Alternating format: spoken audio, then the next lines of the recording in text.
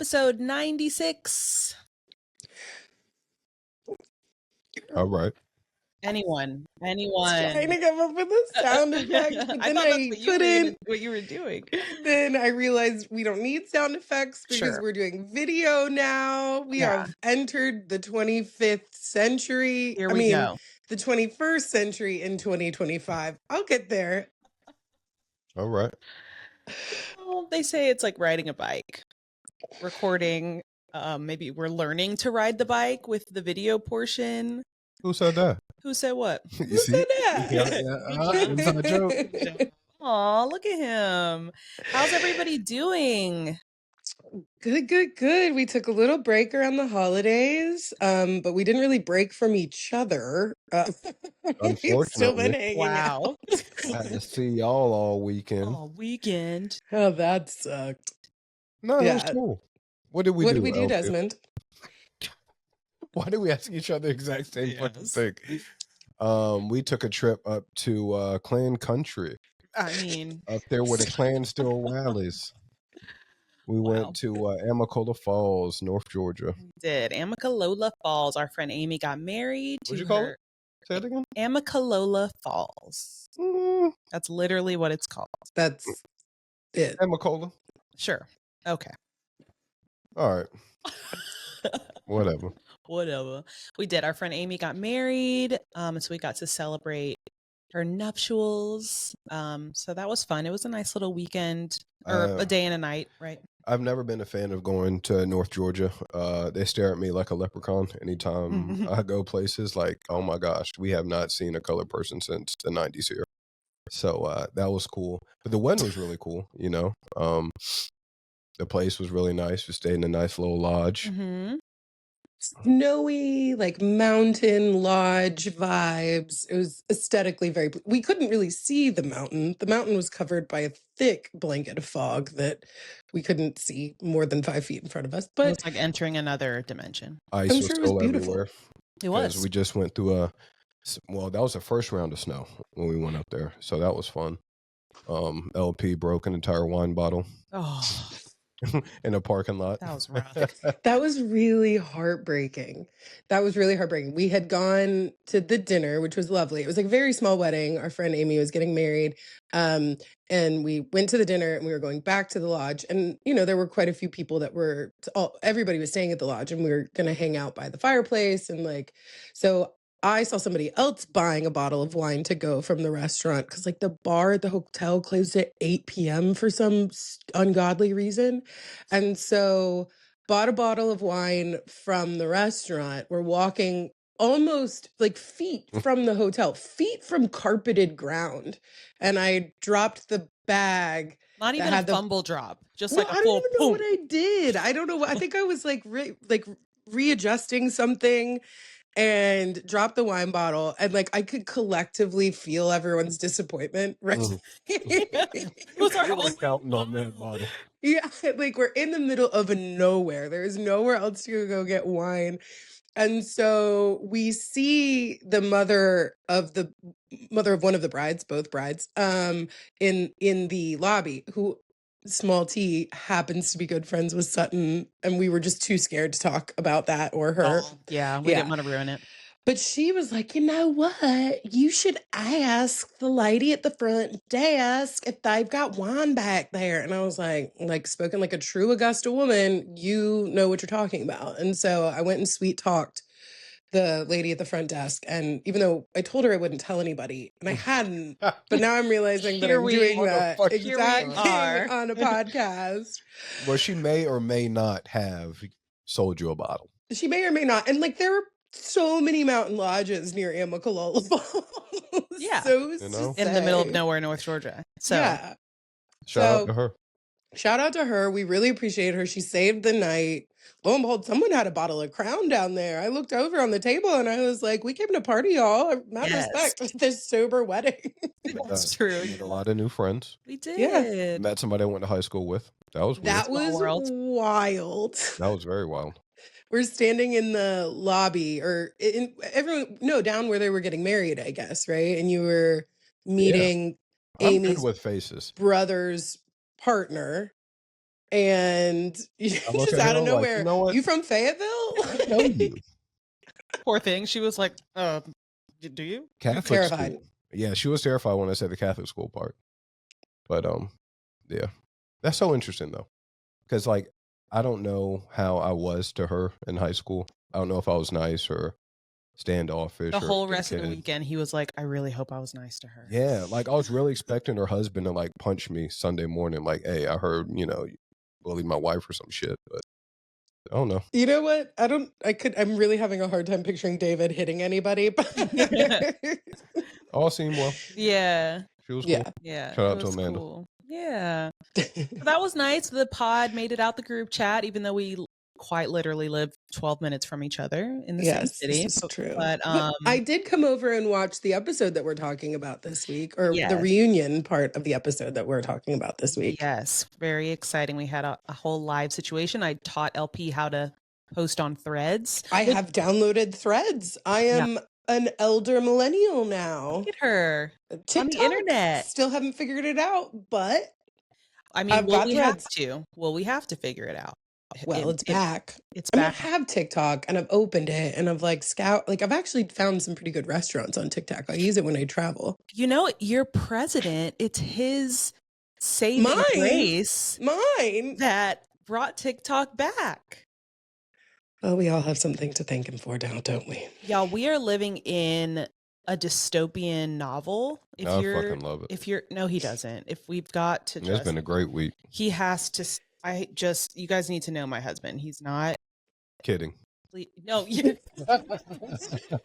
Yes, he is. I just need no one to be under any sort of like confusion here. However, I'm not going to harp on this. We don't need to talk about it, especially because we're here to get you a new all black Range Rover. Like, who would you to knock that? Anyway, I just want to say, I hate it here. I am looking actively for asylum, but we are here to pod about something to take our minds off of the hell that is being created. Don't nobody want your American ass. I know.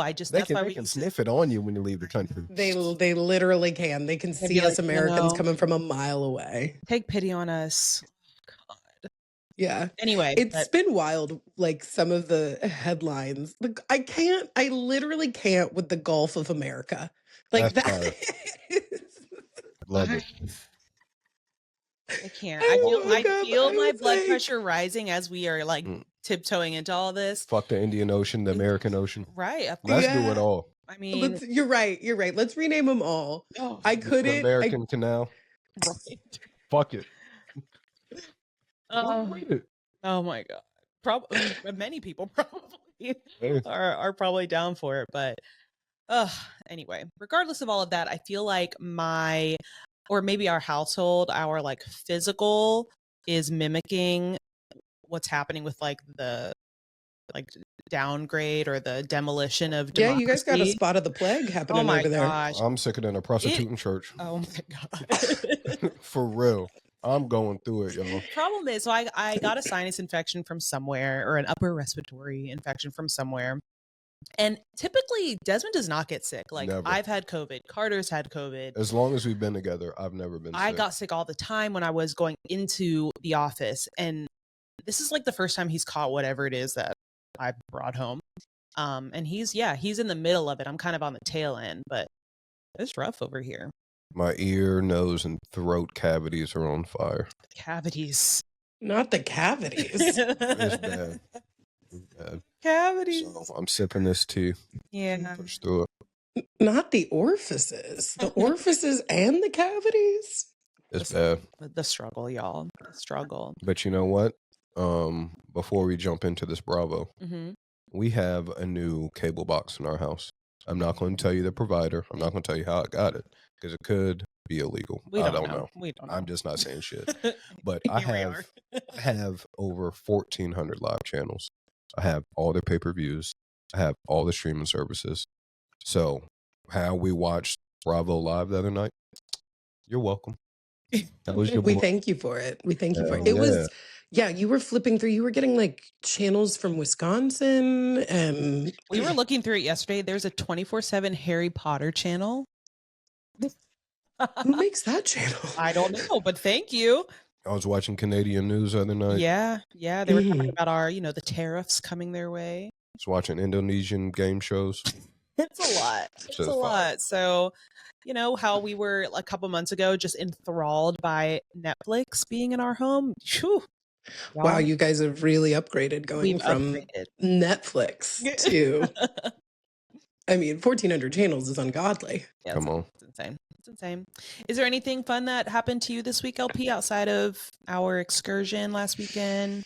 Still living that semi-retired life. Got hired on a project. I'm going to go to Australia in a few months. Really psyched for that. Really? Going down under? Down under for the month of April. I don't know what accent that was, but you'll get it. You'll get it once you get there.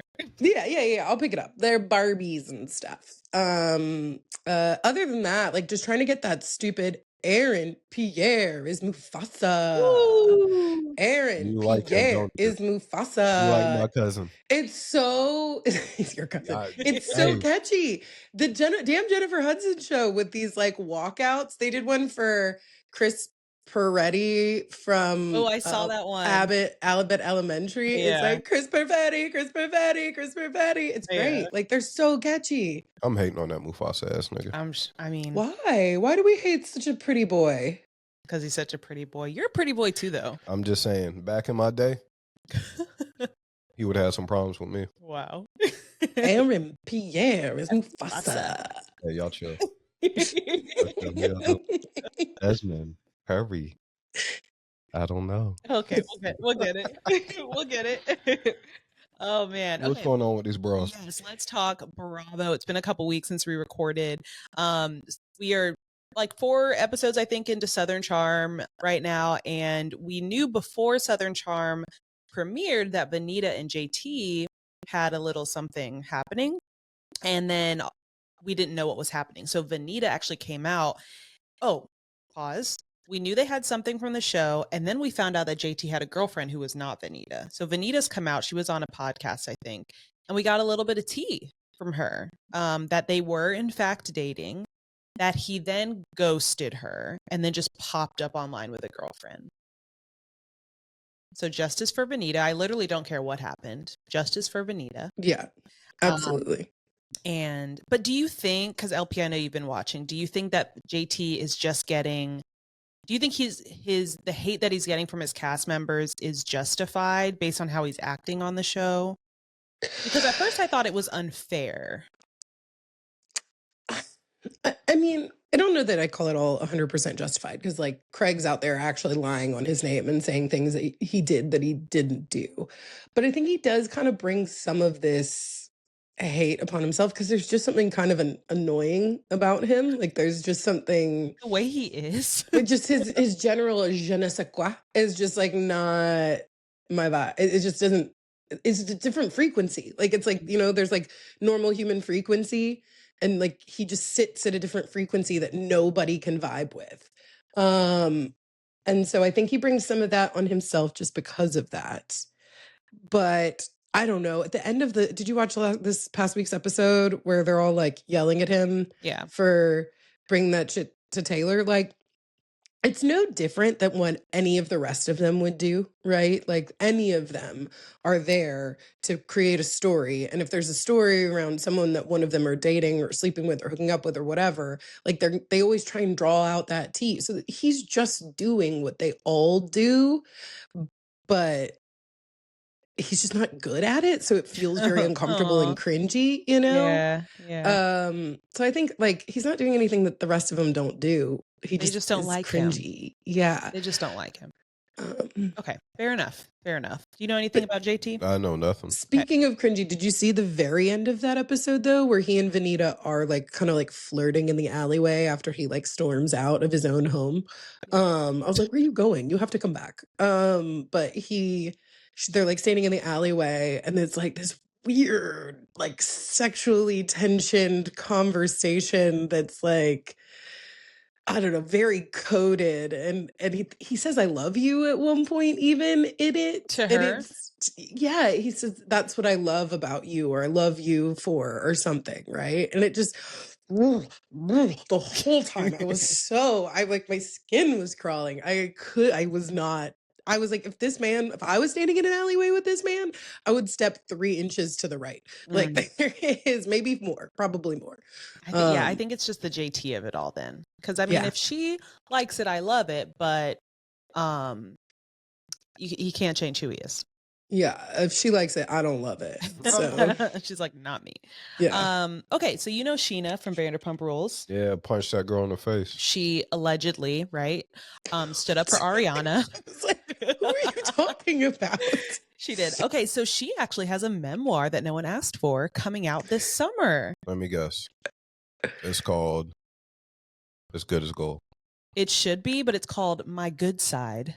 Oh, she fucked that up. I know. It's a missed opportunity. Or that, or It's All Happening, right? Because that was like her thing too. She definitely missed something there, I think. Okay. What's she going to be talking about? I heard just a little bit from her podcast, just like a snippet, but literally it's like her life all the way until ending Vanderpump Rules. But we are, according to her, going to get a little bit of like Hollywood tea because, you know, we met her because she was having an affair with one of the Real Housewives of Beverly Hills husbands. Yes. What's her name? Time to watch the Leanne Rimes. Do you remember Leanne Rimes? Wait, no, pause. Wait, hold on. Wait. No. I've screwed up. I've screwed up. It's an intertangled web. It's an intertangled web. Sorry. You clear up my mess. Randy Glanville. Oh, he's singing. Okay. Remember Leanne? No, I do. I didn't know what was happening. That was my shit. All right, go ahead. Randy Glanville. Yes. Her husband was Eddie Cibrian. He's an actor. What was he in? Lord only knows. Hallmark movies. I don't know. Sheena was hooking up with him, like in a relationship with him. Okay. They ended up getting divorced, Eddie and Brandy, and then he married Leanne Rimes. Oh, he's a good looking guy. See this cat. Right. I think he's consistently played like the city man goes to a small town and falls in love with like the bookstore owner in said small town in a Hallmark movie at least two dozen times during the holidays. Leanne's aging well too. Yeah, they're a beautiful couple. But yeah, so that was that. So we met. So Vanderpump Rules began because at the end of Real Housewives of Beverly Hills, an episode, she had to sit down with Brandy, basically saying like, I didn't know he was married, la la la. As Sheena gets up from the dinner, she walks through the door of Sir, the restaurant, and Vanderpump Rules begins. It was a beautiful, seamless. Ask any Bravo fan. Ask any Bravo fan that has been watching Bravo for, say, the last decade, and they will tell you that was one of the most standout moments for the network historically, was the transition from Real Housewives of Beverly Hills to Vanderpump Rules. It was magical. It was like, great. You know how sometimes they used to do this in like shows in the early 2000s or like late 90s. Like Grey's Anatomy and stuff. Where like all of a sudden they would use an episode of a really popular show to kick off the spinoff, basically. And like they would kind of like pivot into that story for an episode to kickstart it. That's basically what they did, was they used that kind of. It was the first time they did it. Yeah, never been done before. I mean, and it was like we as a Bravo Nation just couldn't handle it. It was wonderful. Yeah. So well, shout out to Sheena. I hope she gets on the best New York Times bestsellers list. Is interesting for a 36-year-old woman who's only had one job. But yeah, I can't wait to see. Maybe like a tell-all would have been better than a memoir, because she literally says, well, I start with like how my parents met. And we're like, girl, okay. Again, the story nobody asked for. Right. Yeah. So this is fun. So all roads lead back to Bravo. Have you been keeping up with or know about A$AP Rocky's felony assault trial? Yeah, A$AP Rocky's on trial right now for shooting somebody. That's for sure. I did not know that was even a thing, that had happened. Mm-hmm. So turns out that his trial started this week, and the very first person to testify was a sergeant from the LAPD, Tommy Zizzo. Pig. Oink, oink, oink, oink, oink, oink. Fucking rat. Tommy Zizzo. First of all, it's a fantastic name. This is Erica Jane's son, who rolled his car 5 times on the way to get Tom after he was burglarized. That is crazy. The famous police officer. Tommy Sergeant Zizzo. Oh, He's well, up there testifying. He was testifying because he was one of the first people there at the scene. and you know, you had Erica for years just wanting to protect her son's identity, but now we all No know. longer. Well, this is going to cause a rift between Erica and Rihanna. You know, they're allegedly friends. They are buddies. They follow each other on the gram. Wow. Uh-oh, what's going to happen? What's going to happen? So yeah, that was, I mean, it's a light week, right? Very right. But that was a fun little tidbit, I thought. Yeah. Tommy Zizzo. Good luck to ASAP Rocky. As you said, all roads lead to Bravo. They do. And last kind of little bit, something to look forward to, even though we have a stacked Bravo schedule right now. Thank you, Bravo. Fall and winter has just been giving. But Below Deck Down Under is coming back with the hottest captain. I know Des doesn't care about Below Deck. Is this a new captain? Do we have a hot new captain? No, Captain Jason's coming back. Obviously, that's what you're yes, talking about. Oh, yes. okay. Captain Jason is coming back, and Bravo's really leaning into it. All the promo is Captain Jason in like a wet T-shirt, emerging from the water like a merman. Yes, our Aquaman. So yeah, I'm excited for that. We got new people though, because Aisha's not the chief stew. Oh, I really liked the Aisha Captain Jason combo. They were, it kind of gave me Captain Lee Kate vibes, made me nostalgic for those days. Yeah, it was good. I mean, they can find anybody to fold clothes. Like, it doesn't seem like a hard job. Wow. Sorry, girl, you lost. Wow. But with such an accent, Fold clothes. That's what they do. Shit. You don't know what happens on a super yacht. Obviously, that show. She decorates a table real pretty. She manages that yacht. Yeah, it's like being an office manager on the water. Plus, simply put, among other things. Imagine the seasickness alone. Oh my gosh. Yeah, give us another show, Bravo. I'm not into the boats and hoses. Oh my goodness, the boats and hose, they call it. Okay, so we're going to head straight into tea time. We're trying out a new kind of organizational pattern here, people. So we're going to talk a little bit, some kind of like big topics that we've gleaned from the week in Bravo, and then we're going to head into our episode of the week, which this week, Desmond, y'all, watched the episodes that we are talking about this week unprompted.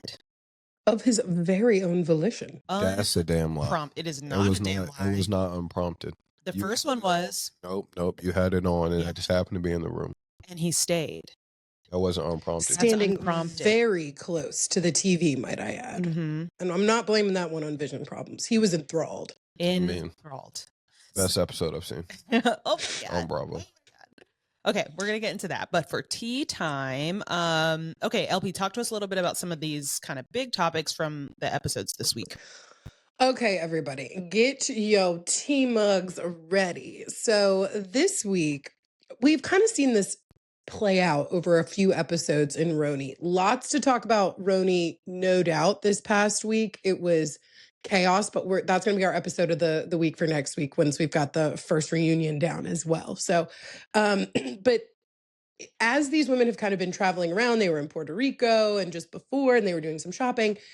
The topic came up, and this has kind of been a hot one on the internets as well, of Erin basically voluntarily showing her husband's member to the other women on the shopping trip. So Jenna and Brynn. Jenna made some sort of kind of joke about Abe, nothing about Abe being big. And Erin was like, well, girl, let me show you what big is. And apparently, yes, he is. And so, we talked about that a couple weeks back, right? And like, that's kind of an awkward thing. Like, I don't know that I would feel comfortable if all of a sudden my friend is like showing me her husband's physicality, unprompted. But then this past week or the week before, they also call Abe while all the women are sitting around, and kind of Bryn takes the phone and tries to entice him into kind of like sexy time conversation, which is just awkward to watch. And Uba, hearing this and seeing this, kind of like lashes out and Squashes says, it. "Yeah, we're all here, Abe. You're on speakerphone, like, just so you know." And Bryn takes it really personally, like kind of freaks out at her for not allowing them to like play this game. But it's a weird one. I mean, I showed Desmond the clips just before we started recording, and his face was very cringed of like, I don't know, what would you do in this position if Bree and I were on a girls trip and my wife tries to get me to jerk my meat on national television in front of all these women? In the world? You could put it like that. I mean, I guess that's the type of relationship they have, but that's crazy. Like, you're setting your man up in front of the world, not telling him he's on the phone. Like, what if he really did pull his meat out and just started, like, what would have happened? They would have called that man he sexual assaulted me over the phone. They would have Me Too'd his ass. Me Too'd him. For real. I was telling LP that I would be Uba in this situation. I'm far too uptight for something like that. Especially, I mean, that would never happen with me and Desmond. I would never. Mean, well, and it even could. No, not like the jerking it part, but like, she's always on the phone and not telling me she's on the phone. So like, I'll say some wild shit and all of a sudden she turns her phone and her mom's there. Like, that should be irking me.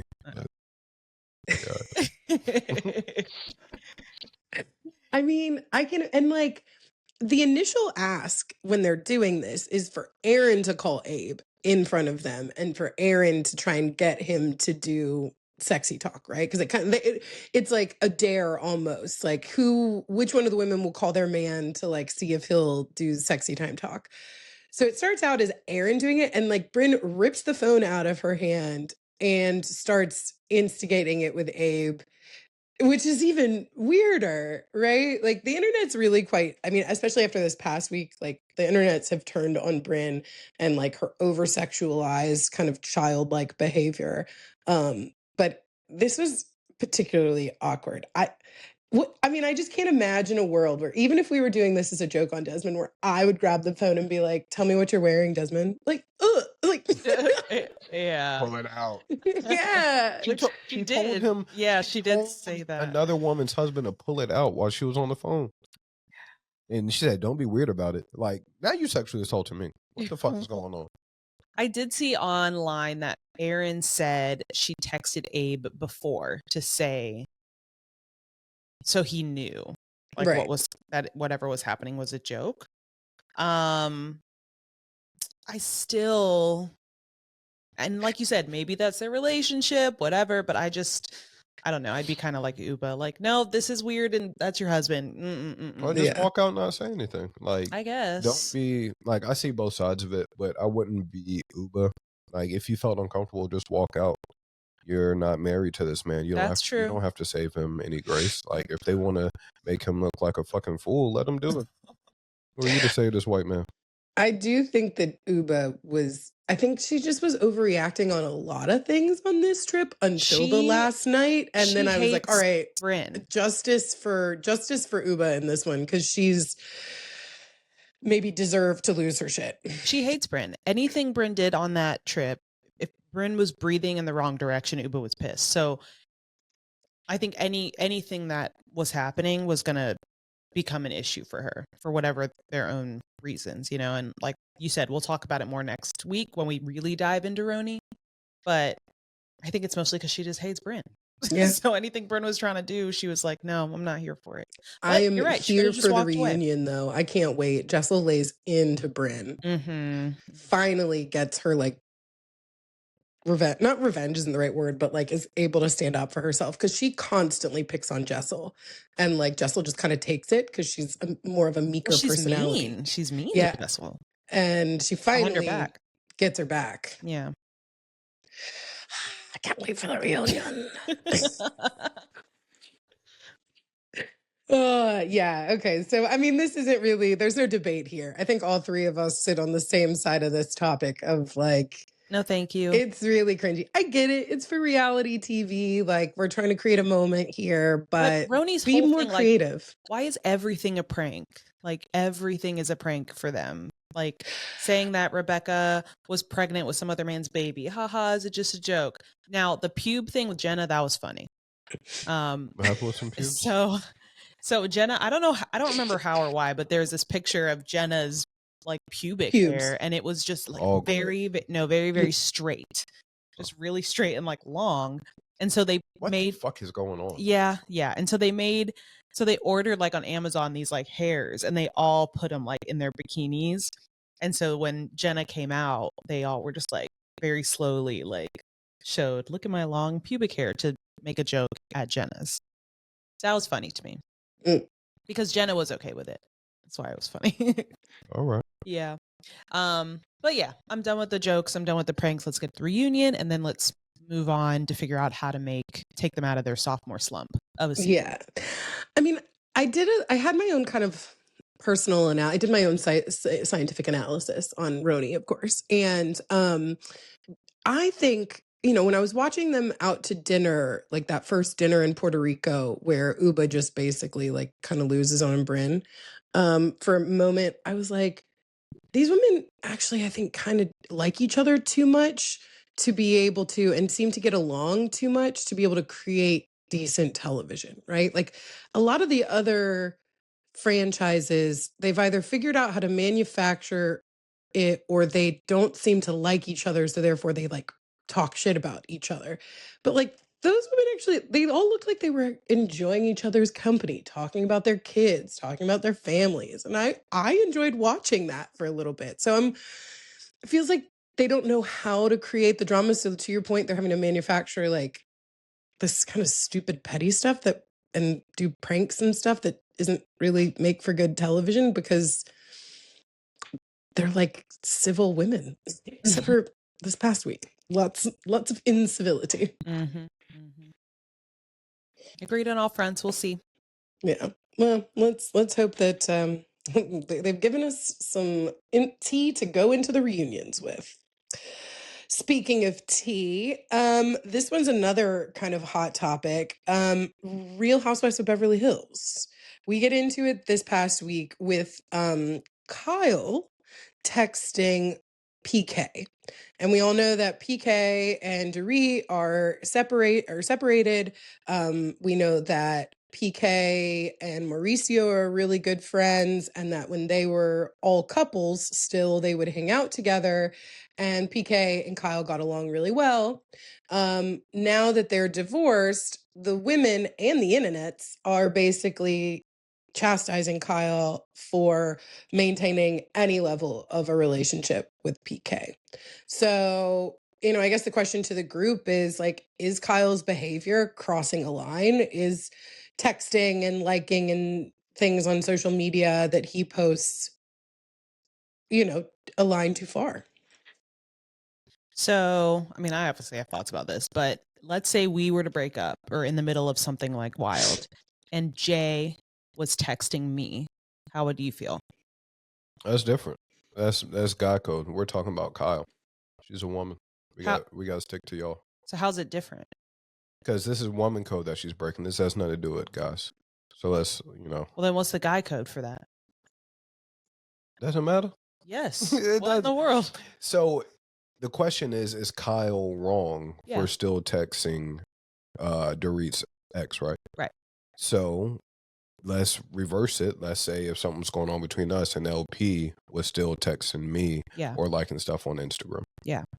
Would that be a problem? Yeah. Why? Because that's my friend. But I'm just saying, we've been doing this pod for like a year now. Yeah. You don't think like... We've been doing it for many years, but yeah. You don't think LP and I could be friends now? No. Damn. Yeah. So you with Dorit? Yeah. Well, I mean, to be fair, like Brie and I have talked about this in the past, right? Because like you have had past relationships where I was friend with your significant other. And like, I will say it felt weird to still like even like attempt any sort of like conversation or liking things on social media. It feels like a betrayal. It feels like but I will say with I'm that, stepping though, on your friendship. but I didn't tell you you couldn't. You're right. With the You other didn't. one. You said to me, you guys, if you want to maintain a friendship with him, just don't tell me about it. Yeah. And like, that was a fair assessment. Right. But even still, like, you kind of gave me the leeway to say, if you still want to talk to him, whatever, just, I don't want to know anything. And it still felt uncomfortable. Like and I've seen him out more so, not because it was planned, but because we've just seen each other at a bar that we both have semi-frequent. And it still feels like it's weird, you know? It's not weird, but it just feels like I keep a protective barrier up because I feel like I have to represent you in some way because you're my best friend. You know what I mean? And therefore, like, there's a line that I have to like maintain. You know, I don't know. It's not like it's armor. I don't know why I'm putting on something, but it's kind of like this. I'm protective of you, so therefore that's what matters to me. And so like I don't want it to be. I don't know. I'm describing it very well, but yeah. So how would it be different for you then? Cool as shit. You just gonna cut me off? Like, You are cool as shit, but I'm standing by my girl. Sorry. Damn. But back to my question though, like how would it be different, or would it be the same if it was PK, or if it was PK messaging Kyle? I mean, they are though. Oh no, this is getting confusing. Okay. And and I think the other thing that has people on the internet's a little up in arms about it is because Kyle, when she's reading the text message initially to the women, she leaves out a line, and Sutton kind of calls her on it and just like, you didn't say everything that was in that message. I saw it, you know? And so when she has to address it with the women again on Bo's, God, we screwed up. Bo's spa day. She like has to read the whole text message, and it says, if you ever want to share anything with me, I won't share it. And she's saying what she means is on TV, I'm never going to say anything that you tell me privately. I'm not going to bring it to the show. What everyone's trying to construe it as is that she means I won't tell Dorit. So there's kind of like this added layer of, is she being semi-diabolical in like the way she's talking to him? Yeah, that's a little messy. I don't think it's anything shady in that way, but she just wants the tea. She just wants the dirt. That's what it sounds like to me. Hey, share whatever you can. I'm here as a friend. No, I just want to know what's going on. She's just nosy as fuck. Now, what I will say in some defense of Kyle is like, this is a show. They are kind of colleagues, really. Like it's been discussed on reunions and things in the past, like how close of a friendship did Kyle and Dorit really have? Like Kyle paints it as they would hang out, but it was really the guys that were super close. So like they've taken some vacations and they've done dinners and stuff, but like that Kyle and Dorit necessarily aren't like as tight as Mo and PK are. And so in some ways it's like, maybe she just is better friends with PK, and she's allowed to like, just because he's the male and she's the female doesn't mean that she has to pick Dorit as the friend in this couple. She's within her rights to pick PK if he's a better friend. She just has to say that then instead of. Well, of course she can't say that on national TV because then she's going to be crucified. Yeah, I guess, but she's getting it either way. Yeah. So I don't know. And I mean, nothing Kyle could say would have made Dorit feel better anyway, because Dorit is anti-Kyle at the moment. So it was lose-lose for her, but Kyle like lost her mind at getting the reaction was over the top. It was a lot. I think Kyle is not used to, I think Kyle's had the luxury of being a semi-producer on this show and like talks about the things that she wants to talk about, doesn't talk about the things that she doesn't want to talk about. She seems to have a lot of control in the women's lives and the narratives. And I think she's losing some of that control and ceding it to some of the other women. And I don't think she likes it. And so she can't handle it and she storms out. It's not a good look. Well, shout out to Kyle. That's my girl. He does. So you're choosing Kyle's side on this side, this one just out of blind loyalty? No, not even that. I just think we can all be adults at some point where it doesn't have to be, such animosity between everyone. Like, if they built a friendship, let them have it. Like, this isn't middle school or high school where you have to pick a side. That's just the way I see it. So remember that, LP. At the time it comes. Cemented in memory.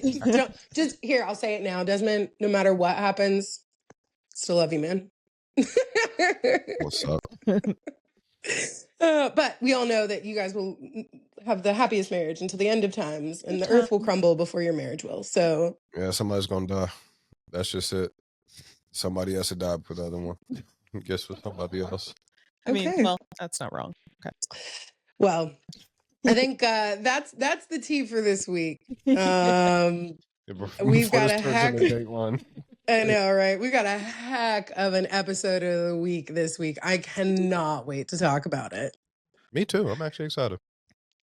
All right, so we've got to get into the episode of the week because my God, this was a crazy one.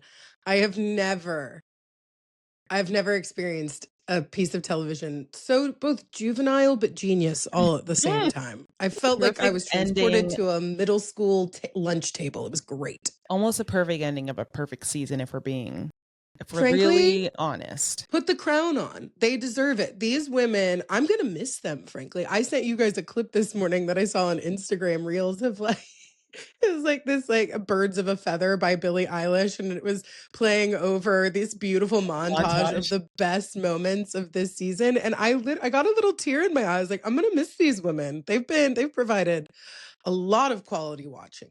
And word on the street is that all of the women from Salt Lake have been asked back.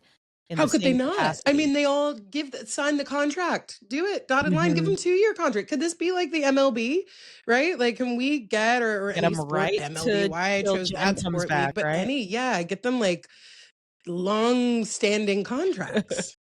It's pretty good. Yeah, Salt Lake was really, really great. You heard the boy say best episode he's seen. The best episode y'all made me watch. It was actually really good. Okay, I was captivated. All right. Well, give us the boys' breakdown. What did you think? I don't know shit except for the last 10 minutes because that's all I really cared about. That's all that matters. Oh my gosh, burn it! I just want to burn it, Lisa. I want to burn it. That's why I said it. I want to burn it. Oh my gosh, Whitney. So if I'm guessing correctly, you are doing Whitney in this. Burn it. That's why I said that. Really? She does have quite the I'm learning that I've learned this from now the Housewives, the Housewives, and then the Secret Lives of Mormon Wives. Like, this is the Utah accent. What did she say at one point? And it sounded like hilly, but it wasn't hilly. They were healing. We're hilling. I was like, why are we? What hills are we going to? She's hilling. But yeah, great episode. A lot was said at that dinner table. All thanks to Heather. It's like Heather lit a match and just stayed there and laughed while everything burned down. It was pretty good. Literally was laughing. Like, her and Angie had to stifle laughter. So for those who haven't seen it, let me see if I can break it down. All the ladies were at the dinner table, and Heather thought it would be a good idea to have each person show the meanest thing that they said or wrote about somebody and have that person read it. That is a great game. That's a great game. Episode 100, I feel like we're going to play that here. Oh my God. But yeah, it started off with Mary. Oh, should I say that? Sure. Yeah, go for it. Yeah. See, before it got super messy, it started with Mary saying something about Heather and Heather reading it. And if I was the emotional type and really cared about these reality TV shows, that one might have made my eyes water up. That was such a good moment between those two. It's like two friends who, they're not really as close as they once was because Heather's gotten so famous now, thanks to Ozempic. It's like, Mary was touching. It was very touching. All right. Well, it was that was one of many that were said. I wanted to start off with something nice because the rest of them were soon after that, it went downhill fast. Yeah. So where were they before we get started? So they were in Mexico. The women were in I don't know it. I remember that they attended the last dinner. All I remember, I don't know where in Mexico they were, frankly, but they was at Vidante World. I think Vidante World had absolutely had to have sponsored a portion of this because the way that it was like presented. So they were at Vidante World. I don't know if that's in Puerto Vallarta or where, but you know, they were there. Leave it to Lisa to find a trip sponsor, like 100%. But yeah, I mean, so they started the dinner because it was, they were trying to, or that day they were celebrating Lisa. So they had the reservation for 8 Lisas. Which that was actually funny at the beginning, at the start. Which got dark also pretty quickly. What we're learning and has been pretty, you know, firmly established at this point is that Whitney and Lisa hate each other. So that got dark pretty quickly. Do you remember? But I gotta pull this out though. Do you remember Brittany's impression of Lisa? No. Right? Because Brittany's forgettable, but it was so uncomfortable. It was like hypersexualized, and like she's like talking in this very breathy, like Marilyn Monroe voice. She's like, "Hi, I'm Lisa." Like it's weird. I was like, what is she doing? And everyone basically ignores her. And then we get to Whitney's. What about me? Yeah. We get to Whitney, who has made tags and put them on her clothes. And when she turns around, Lisa goes, "Your tags are still on." She was like, "I know, I'm going to return them later." And like flips her hair. And that's definitely not me. Like Lisa flips, is ready to rumble. We are WWE SmackDown ready. Lisa on Watch What Happens Live brought that up and was like, actually, you could probably find Whitney's wardrobe at the local consignment shop. Damn. Yeah. I mean, I'm sure she practiced that, but like, good job. Yeah. She's not the first time someone's heard that for sure. I love that. Yeah. And then for whatever reason, Mary continues to pick on Brittany. And she gets up. This is my favorite line. "Let her leave. Let her go. Let that girl go." Oh, because what was that when Brittany had like another announcement of sorts? Did she have another announcement that day? Oh, Lord only knows. No, something bothered her, but yeah, Mary's not a fan. This woman is actually crazy. I don't even follow her on Instagram, but she was popping up on my reels, singing everywhere she goes. Like she's in the mall running around singing. She was at a drive-through collecting her food. And like the drive-through person was very confused about why this woman was just singing while she's handing her her beverage. Very bizarre. She's an interesting one. Sarah, what's her name? Brittany? I like Brittany. Leave her alone. She's having Brittany alone. She's having I know. Oh man, blast from the past. That only if you're a millennial will you understand that reference. But yeah, that's a very finite like age group that it would catch that reference. Yeah. Yeah. No one older, no one younger will know. Yeah. Just like old Greg, right? Like that also, there is only a very specific age group that know that. If you caught it, let us know, y'all. Okay, well, can we get to the dinner? Yeah, who cares about the ladies' day activities, right? They went horseback riding and ceviche making. Get out of here. Anyways, they're at dinner. They're at Vidante World here, all right? We know that. Yeah, we know they're at Vidante World. Brownyn is the only one with taste because did you hear that food order that they were putting in? Everyone ordered pizza. I was like, you're in Mexico. What are you doing? Brownyn's the only one that got tacos. Yeah. So, I also love, this is a favorite moment of mine. It made me laugh. Do you remember when, it's like, because it all started off kind of nice. Like the women are chilling and hanging out. Meredith and Angie are even starting to get along. She's like, we made eye contact. Like, we're becoming turning a corner. And then Heather's like, fuck that. Let's burn it down. Yep, pretty much. It is unhinged, right? And we have some like moments of healing too, like Angie and Mary, you know, had a little bit of a moment where they talk about how much their friendship really means to each other and that she would never do anything to hurt her and she's really sorry. And so like there are some of these really beautiful moments. Poor Brittany though basically has to watch these two women heal their friendship at her expense, but whatever. That's true. Like, I'm so sorry. I will never go against you, Mary. this woman's a bitch. Like, you're right. I'm She so means sorry. I will nothing. never, she means nothing to me. I'll never support her again. And then, yeah, Heather decides to literally set the world aflame with her burn book game. Burn it. Just say it's wild is like the very least you could say it. So Heather basically, as you said, reads the rules of the game and is like, find the meanest thing you've ever said about anybody in this group, bring up the text. Which they had to have had some heads up about, right? Right, because all these women were very quick to find. Be like, okay, yes, I've got it. Do that. I feel like there would have been a little bit of pushback, or maybe they edited it out. No, who knows? Like when you say foul shit about people, it's not hard to find. I guess that's probably we're just decent people. You know what? There's that. I did think that. I was like, I couldn't even find the last meanest thing that I said that would be like viscerally that mean. Yeah. I don't know what it is. Okay.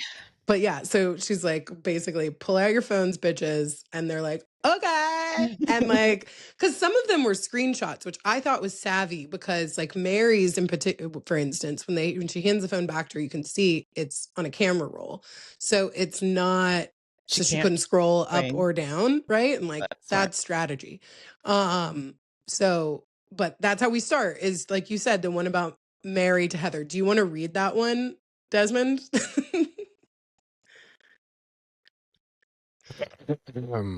Heather.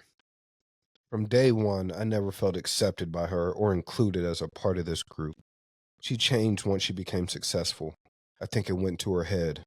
She started getting aggressive and started referring back to all the things she's accomplished and threw it in our faces.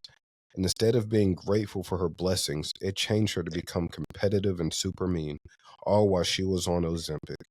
She has forgotten the people who have helped her get to where she is and the medicine, and who have been there truly and proud of her, like I have always been and always will be.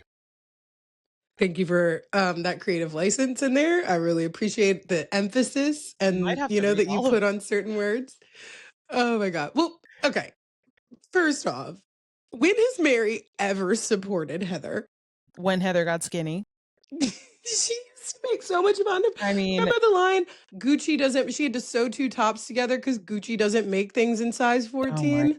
Oh my God. Do you remember that? Like, this woman has been mean to her forever. And so she had the audacity. Oh my God. Mary even said when they were kind of like, closing it up and tying a knot on it, like, no, you have changed and it's good. You should be proud of yourself. You're confident now. You're whatever, because you've lost weight. Like Mary is telling her like, yeah, you're better because you're thinner now. Yeah. Like, which sure, feeling better about your body comes with this like confidence and whatever. But like you said, don't pretend like you were cool with her before because of anything other than the fact that she's on the show with you. Like, you were very mean to her. Very mean to her for years. So, and like, I mean, how do you guys think Heather took that information, by the way? Well, it was kind of confusing to me because at first Heather was saying like, I'm actually like, or I don't know if this was on the reunion or at the dinner, but she was like, I think it was at reunion. I'm less confident now than I was, but at the table, or are we confusing the things? I can't remember now. But anyway, at the table, Mary was saying, no, you're more confident now. You're more this, you're more that. And Heather's like, yeah, you're right. So I also think Heather was prepared for whatever was going to come out because this was her game. So she made the rules up. She had her face ready. She had her, whatever the reaction was going to be. She had that ready. So she owned it, right? Like, what's coming your way is like some form of a criticism over something you've done or said in this group, right? And so she knew it was coming and she owned it. And I think that helped set the tone for the rest of the women, because up until basically the very end, all the women were just like, okay, got it, accepted it and said, took an apology and said, look, this is how you felt about it. But oh God, Mary looked so self-satisfied too. She looked as she was reading it, she was literally smiling. Yup, she was like, couldn't wait to get that shit out. This was she threw it out there. She was like, I've got it. I'll start. Go first. Yeah. Right. Yeah. I bet she had one for everybody at that table too. Yeah. Surely. Her nightcap. Oh my God. Through her text and finding one for each of you. She's Just like, I in keep case. these favorited in my phone. Right. Like, I refer back to them. Oh my gosh. Okay, well, the next up we have Brittany about Mary. And this is pretty short and sweet and to the point. Brie, how So about you take this one? stupid. Brittany's dumbass says, I would like to invite Brownyn over for tea instead of Mary tomorrow. I like that, Brittany. You know, she doesn't say mean stuff. She's a good Mormon girl. Is she? What's really in your texts? You had quite the season, and you're telling us that at the end of this, you guys know it's the finale. At the end of this, throughout the whole season, you don't have anything else. I don't believe it. I don't believe it either. Whitney and Heather both said that in the episode. They were like, that's the meanest thing you have on your phone. And Angie goes, you really went out on a limb. But it could be also what Des said earlier, like, for us, when we think of this, we're like, oh my God, what would we even have to say? That's true. Maybe she's actually just a nice, normal human being. And she probably hasn't had enough time on the show yet to really like get some scathing stuff going. So it's only a matter of time. She'll amp up. You'll get there, girl. You'll get there. Yeah, we got faith in you. Don't you worry. And as soon as she's to finish speaking, Brownyn couldn't wait to hit Brittany with it. Brittany is, I'll read this one. Brittany is emotional manipulative. Let me correct myself. She parentifies her child, trauma bonds in relationship, and is doing that to us. It's below her intelligence level, her age, and maturity level. And it makes me feel nervous, furious, and embarrassed for her. What'd you think of that one? Hate. Jealousy. Hate that. Wait, which one? Both. No, who? On Brownyn's side. She's jealous of Brittany. You have all this money. You have, you know, living this extravagant life where you can afford these ridiculous costumes that you call outfits, but you're still hating on another woman because of her looks. That's the way I see it. She doesn't talk about her looks. She doesn't talk about her looks at all. I know, but that's a deep-rooted spot for the jealousy. Oh. Okay. What a tactic. I don't know. I honestly think that Brownyn hit the nail on the head. On the head. On the absolute head. I don't think Brittany knew what the word parentifies was and had to take a moment to look that up. I had to look it up, if I'm being honest. And then when she explained what it was, I was like, yep. Or she explained. When I saw what it was, I'm like, yep, probably.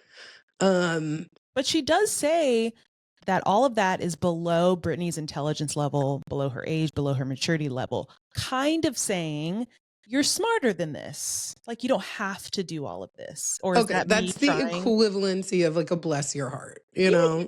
Yeah. Not rolling with it. The best thing I've heard Brownyn say is and it's so true, I'd like to learn something about Brittany that is not unhinged. I mean, yeah, I'm sorry. And I've been a fan of Brownyn this whole season. I just really thought, I love a lady with good vocabulary. This text is like beautiful. But it just makes sense. It's like on the money, unfortunately. How does Brittany take this, do you think? Not well. She's not well. I'll tell you what, she's probably saying, not well, bitch. She's probably saying that right about now. Oh my gosh. As she boo-hooed. Yeah. Poor girl has cried so much this season. But honestly, I would have too. I'm too sensitive for stuff like this. Okay. The soundboard continues. Lord.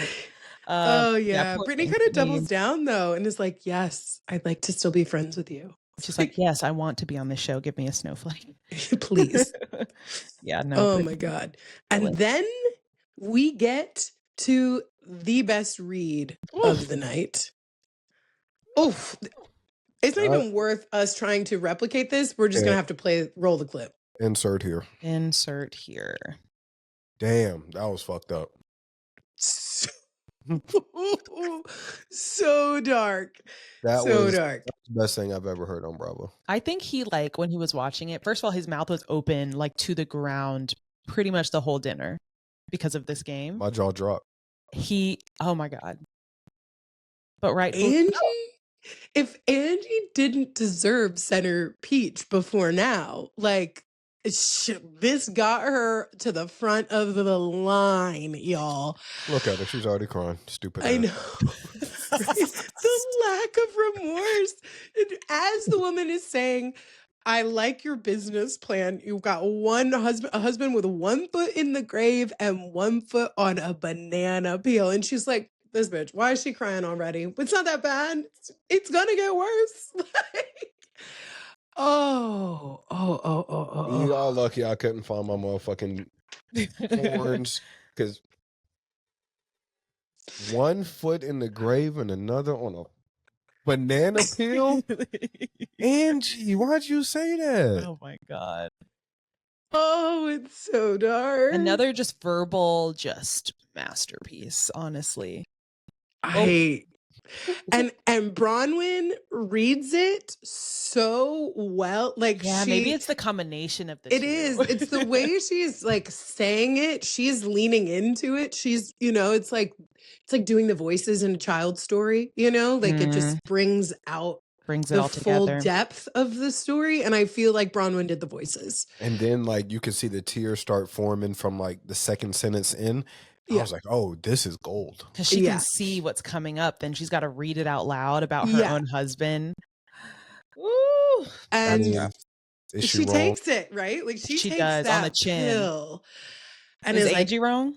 Is Angie wrong here?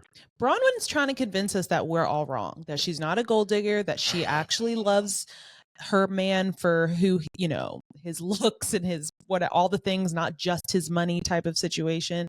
So like TBD, I think. She may love him, right? Yeah. And like I have faith that this woman is in a relationship of 10 plus years because she enjoys the person that she's in the relationship with. But I also don't think she'd be with him if he was poor. Come on now, talk about LP. Mr. Palm Pilot. Like, I don't think she's there if he's in a trailer park. Wouldn't look twice. No. If he drove a Yaris, a Malibu, like a Chevy Malibu, and had a 1-bedroom condo, like, I don't think we would be here. Look, sounds like a good business plan to me. Fall in love with somebody who has money. So much money. Don't get me wrong. If there is a man out there that has money and is a good man, sign me up. I'm there. I am there. I tried. I don't think I'm going to put myself. I tried. Married a teacher instead. Sorry. Unfortunately, they should be more highly compensated, and they are not. So that's another pod. Oh God, that was a brutal takedown. And so Angie won this game. Angie won this game. Shout out to Angie. It could have ended there. Shout out to Angie. Amazing. Yeah. Honestly, it could have ended there, but it didn't. And so we had Lisa find, of course she picked Meredith. Like, of course she did. And this was by absolutely no way the worst thing that she said about anybody in this group at all. She hates Whitney with every fiber of her being.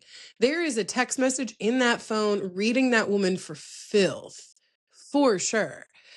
We just didn't get it. She took the safe route out. And because of that, I frankly think she deserved what she got in the end. But anyways, Bree, do you want to read this one? Lisa about Meredith. I feel like Meredith digs up information to weaponize it. I think it's fucking dirty and I don't like it. Okay. Right. Grass is green, sky is blue. Like, tell something we don't know. Exactly. And I think also, that was a softball. Why? Why? Yeah. Even I think Angie calls her out on it and is like, that's the worst you've got. We all know Lisa Barlow. Lisa Barlow talks more shit on the show than she did in that text message. I could find a tweet of hers that is worse than this text that she showed. Yeah. That is insane. Okay. Well, okay. I thought we were going to Whitney's next, but we're not.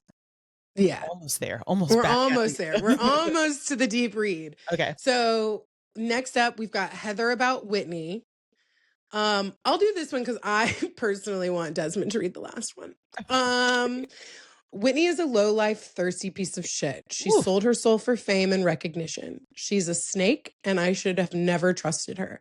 I've been so stupid and loyal carrying her Wild Rose products, even though we never sold a fucking one. There was a lot of like deep cuts in this one, because also Heather and Whitney are like cousins somewhere along the line, the Mormon line, right? So they're family. Calling anybody a piece of shit is like, it's a lot. Yeah, that's a dig. Well, like, you can call someone a bitch and it doesn't hurt nearly as much for whatever reason as like a piece of shit. Like, you mean that. You mean that they are shit under your shoe. And then talking about how like her products are no good also. I bet they are. I bet they're horrible. I bet they are not quality products. Like, let me guess. It's lip gloss. No, it's like skincare. Oh. Yeah, and because Heather's got that like salon. I bet it gives you a chemical burn. Let me not put that out there. I know. My God. She's a snake, and I should have never trusted her. There was a lot. I mean, that about was her cousin. But at least she followed her own rules of the game, right? Like, because that was a rough text. Yeah, and Whitney handled it pretty well. Like, it hurt, right? You could see it hurt when it hit, but like, she's like, this is what we asked for. And she read it without assistance. She did. Without assistance. Which I've got a conspiracy on this. And I'll bring it to the attention after we read the final one. But why don't we get to, because this is what ended the game. And we stopped playing, and the show ended pretty abruptly thereafter. So when we get to what Heather said to Lisa about, or to Angie, said about Lisa to Angie. Okay. Wait, this is Whitney, right? Oh yeah. Wait, did I screw this up? So this is Whitney to Lisa.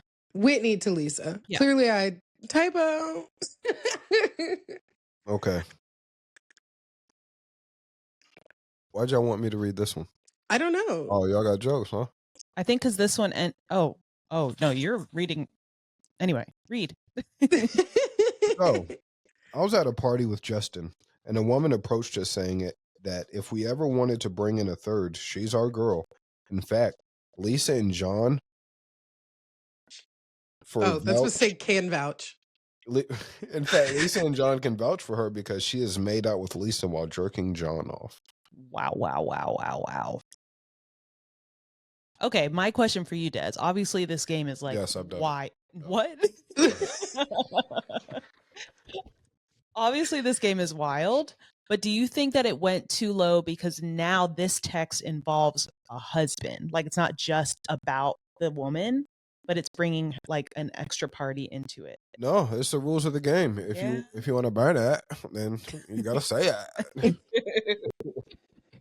She did. She's like, I'm just burning this, Lisa. I brought it to the table. The rules of the game are to burn it. That's why I'm burn it. Lisa was like, absolutely not. That was it. Because of course Lisa gets to rewrite the rules. Of course she does. Yeah. Oh my God. Well, and the way that like Heather and Angie are kind of stifling their laughter during this part, I love. That was hilarious. They probably heard, she probably sent that to them. They probably heard that before. Oh, I can't believe this bitch about to read this. Yes. I know, right? Oh my God. And I love it. She's like, I mean, I could have said something about your looks, but I didn't. Yeah. What about my looks? Lisa's like, what could you possibly say about my looks? Yeah, Lisa lost her mind there, which honestly, I mean, the whole game is horrible, right? Like none of that would have worked out well in normal situations. But I do think that bringing up the husband in a way that is like damning to him in that kind of like weird sexual way was that wasn't the rules of the game, right? Like we weren't saying like, what's the worst thing you've heard about any of the women? Yeah. We're saying, what's the worst thing you've said about any of the women? Not their husbands, not their children, not whatever, about them. And so what you're doing here is like calling out somebody's marriage rather than like calling out a personality trait or something that they've done. Yeah, that was weird. It's a little dirty.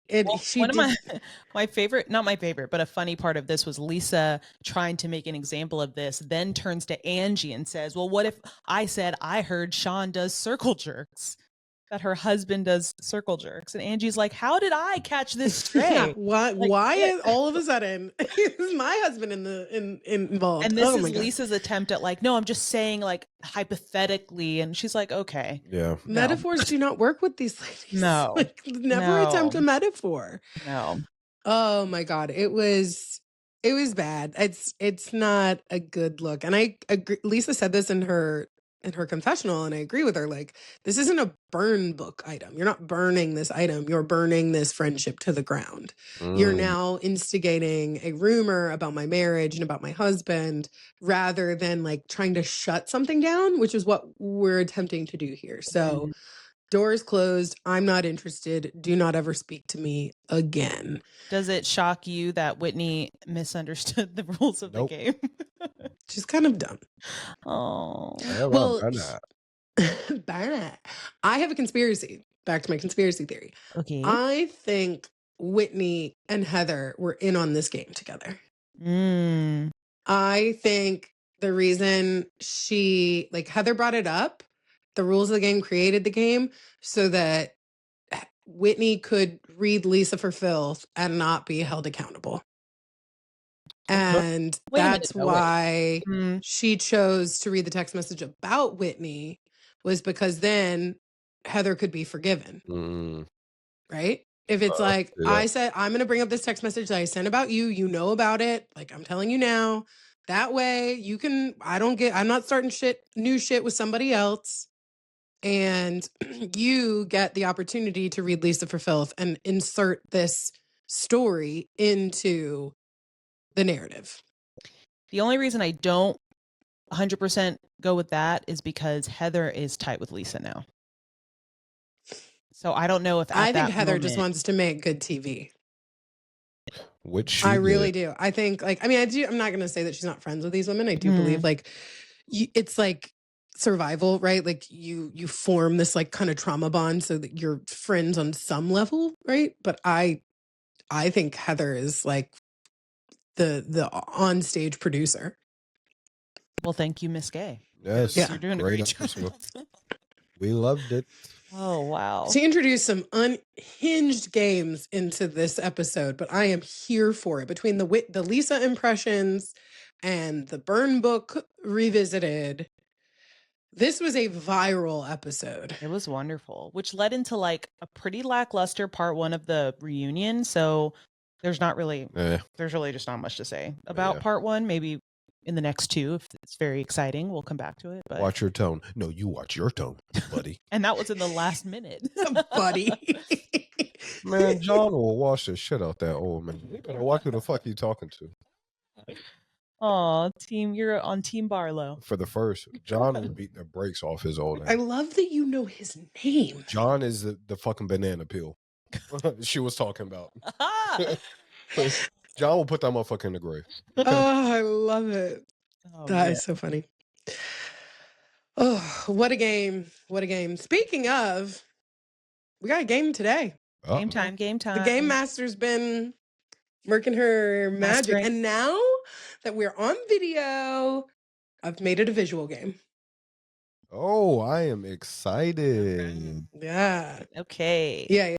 For game time this week, I thought we could play a quick game and then we'll play this game. So I'm going to need everyone to pull out their phones and look up the meanest thing we've said about each other. Oh, lit. Okay. Oh. I literally picked up my phone. I was ready. Oh my God. I'm not that demonic. I am no Heather Gay. Instead, we are going to play Who Wore It Better? RHOSLC edition. Whoop. RHOSLC reunion edition. Here we are, season 5. The ladies have brought the looks. Some of them left. So we're going to compare the looks and see who wore it better. All right. First up, we have Brownyn and the dancing lady emoji. Oh my God. What do you think? Who wore it better in this gorgeous red ensemble? I'm going with the emoji. Really? Y'all know I'm not a Brownyn fan. I think I would really like her dress if it was just short, to be honest. I would like if it didn't have all the little fluffy shit around her neck. Yeah, if it didn't have any shoulder pads. It's couture. It's couture. Carly Kloss wore it to the Met Gala. Who the fuck is that? She's a model. Was a model. Yeah, and also happens. Yeah. I think if all of the bottom part, like if it wasn't so, like if it was just where it's short in the front, you know, if it was like that all the way around, I think I would like it better. Yeah, good legs. It looks like it's been torn. Like it looks like someone stood on the bottom of her dress and like ripped the front of it off. She looks great in red though. Mm-hmm. Yeah, red's her color for sure. Okay. This was custom made actually for the Met Gala. So she got to wear something that went to the Met Gala. Wow. I wonder if she rented it. People do anything in the name of fashion. Yeah. Brownyn this Next up, we have Whitney and Jessica Rabbit. I mean, Jessica Rabbit, I don't know. Whitney surprisingly has her mouth closed in this picture, so. I would want to beat down Jessica Rabbit for a minute. Oh my God. I'm voting Jessica Rabbit. I'm voting Jessica Rabbit on it's classic. Jessica Rabbit is a classic. Yeah. I think if Whitney's, I don't know what was happening at this reunion. Like Whitney's dress and like Lisa Barlow's dress is like giving just like prom. High school prom. Yeah. And like, I think it could be beautiful. And maybe if she did something different with her hair, I don't know. Yeah. I hear you. I mean, she's a beautiful woman, but I'll go Whitney. Really? Yeah. I like the Somebody's got to. Coming out of her dress. That's cute. It's cute. Her butt cheek does look like it's about to fall out. Oh my God. All right. Next up, we have Meredith Marks and literally every mother of the bride ever. Well. Wow. Some of these Mother of the Bride's dresses are beautiful. Yeah. She is. I know the woman in the top left corner with the blue dress. That's gorgeous. Look at that. That's somebody's grandmother, and she looks great.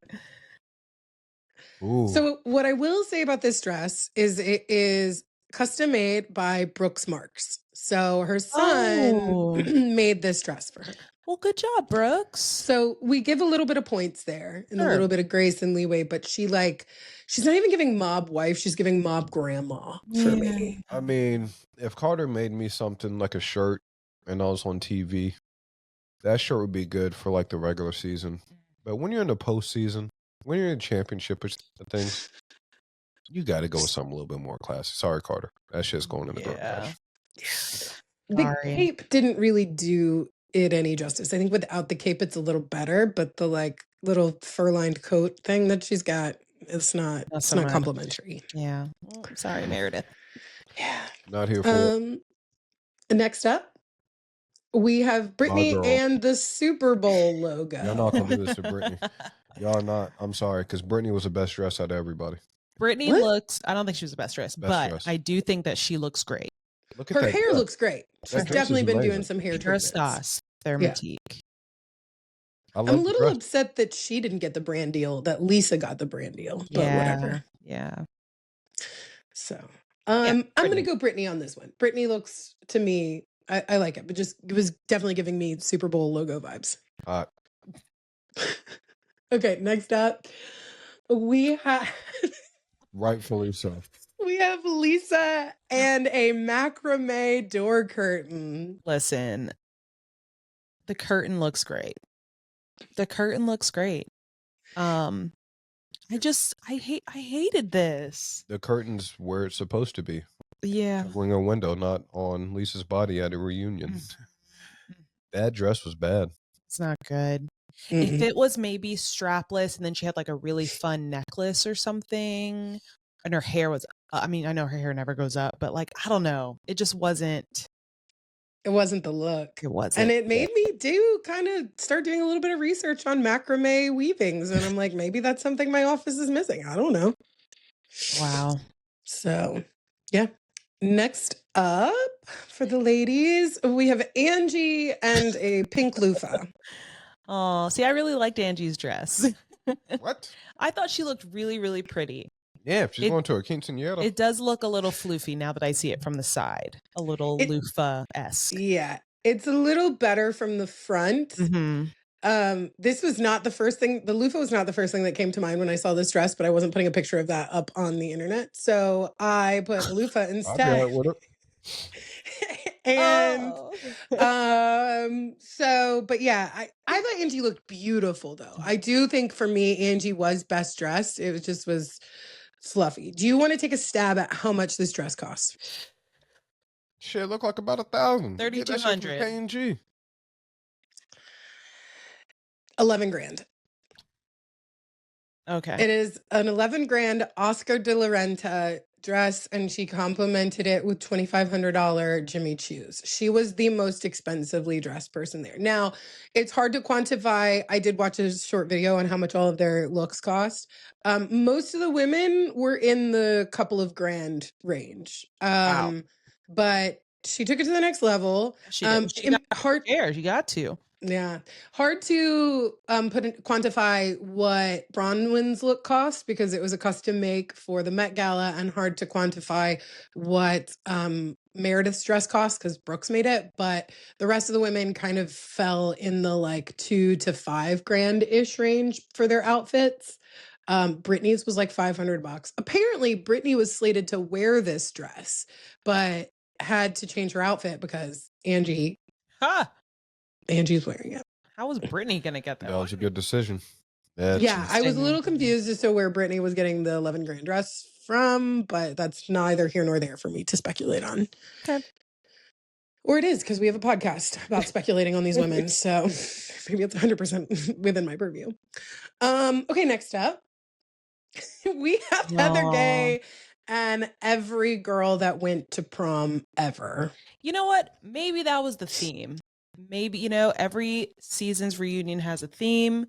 If Heather and Whitney and Lisa all have the prom memo, maybe we're just out of the loop.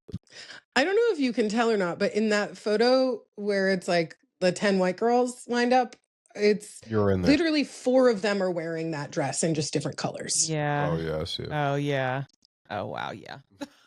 So her and the girlies be out there shopping for homecoming together. Cool, Oh my God. I mean, she looks great. I mean, this looks like something I would want to wear to a wedding, right? Like but I am a simpleton. And so don't you have a blue dress like this that she wore to I do have a green sparkly one that is quite fly. It is. Me?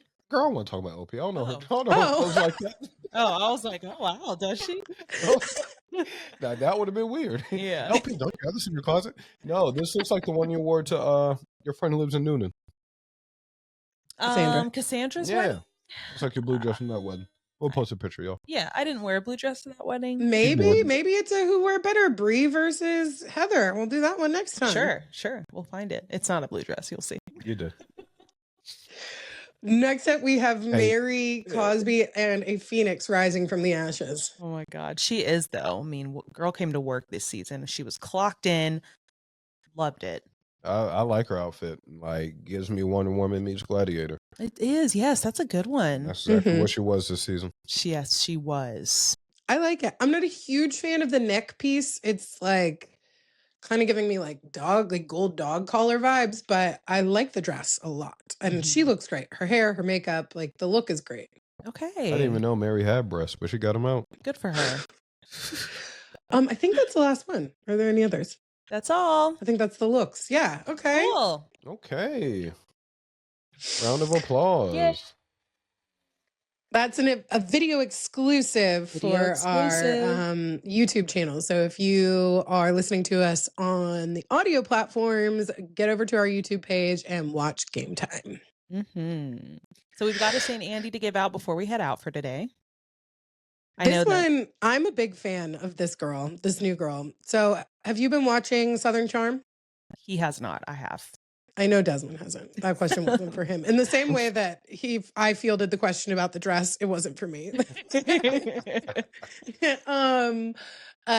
So we've got new girl Molly, who I'm a big fan of. I like her. And she is my St. Andy Award winner of the week because she is giving hot girl nerd vibes. I like it. She is former model, formerly on America's Next Top Model, beautiful woman, though definitely struggling from some body dysmorphia. She thinks she's put on, like, we're not all the size we were when we were 20. And I think she's struggling with that a little bit. And even so, though, her, like, the way, obviously model industry, the way you look, that is going to mess with your head. But, like, she is a beautiful woman. She's got a gorgeous body. And, yeah, she's wonderful. And she's a band geek. She plays the tuba. So she went to school on a tuba scholarship, and she, like, literally was welling up in her confessional talking about how much the tuba and playing the tuba meant to her. And so she joined the, like, Charleston local Adult Orchestra to continue her dreams of playing the tuba. And so on this last episode this week, she plays in a concert for the the Southern Charm cast attend, which I've never seen Shep look more attentive at anything in my whole life. He was like, listen, I'm not a fan of Shep, and I know right now he thinks he's in love with this woman from the Caribbean, but he and Molly, I think he's in love with Molly. I hope I think this, I thought this since they started filming together. The way he talks about her in his confessionals and to her, there is like a legitimate glint in his eye. When she walked into the party at JT's place, he was like, what can I get you to drink? We can, like, the champagne's got to chill for a little bit. Can I bring you a Bud Light instead? Like, he was like trying to tend to her and was like infatuated. I don't know. He's like, he's in love with Molly. And she 100%. and she has talked about how she, like, thinks he's so cute and, like, nice and, well-mannered and blah, blah, blah, which we're all like, bleh. But good for them. I would love that. Yeah. We need to do a Southern Charm episode. It's been a while. It has. It's been a while. So we'll need to do that soon. So anyways, congratulations, Molly O'Connell. You are our St. Andy Award winner for the week. We love you. We love your hot nerd girl energy. You are beautiful, and know it from us. Before we head out, what's a nerdy thing about each of us from our past that we can connect with Molly on? I have several things. I know you have many. Bree had the nerdiest hobbies as a child. If it was nerdy, she picked it. She was a horse girl. She played the cello. She dreamed of clogging. Like, she was weird nerd written all over her. Also beautiful. So you do, beautiful nerd girl. What about you guys? Des, what nerdy thing were you into? And video games. Okay. Yep. Is that considered nerdy though? He doesn't play like traditionally nerdy video games though. Like, he plays college football. Yeah. Nerd. A little Fortnite. Nerd. What is nerdy about me? When there's like, I was more awkward than nerdy. I too was in the band. I played violin. I played piano for a couple years and then quit. Played violin for a few years and then quit, and then landed on the handbells. So I was in the 7th grade handbell choir at Holy Innocents. Yes, we would play at our school church recitals. Wow. Yeah, handbell. There was a handbell choir. It was actually kind of the cool thing to do. Like, if you weren't into art, like, you had to take a fine art at my school, and if you weren't into theater or art or artistic, and I wasn't really artistic, and I had been through every other instrument on the planet and was just clearly not good. So, or didn't want to practice is really the problem. And the handbells, you couldn't practice. You couldn't take those home. So the only time you played them was at school. And so it was like the perfect instrument for me. I love that. I played D and E. Okay. Oh, wow. Yeah, 2 notes. You're given just a couple of notes. I'm learning so much today. Okay. Yeah, if you want to know more about handbells, I'm happy to tell you. Slide in the DMs, y'all. Oh, man. Okay, well, we got, like we said, big episode next week because we're going to cover RHONY. There's going to be a lot explosive to talk about there with the finale and the reunion. So in the meantime, we will see you on the, what do I say? Flippity flip? On the flippity flip. Yep, let's skedaddle. Okay, bye.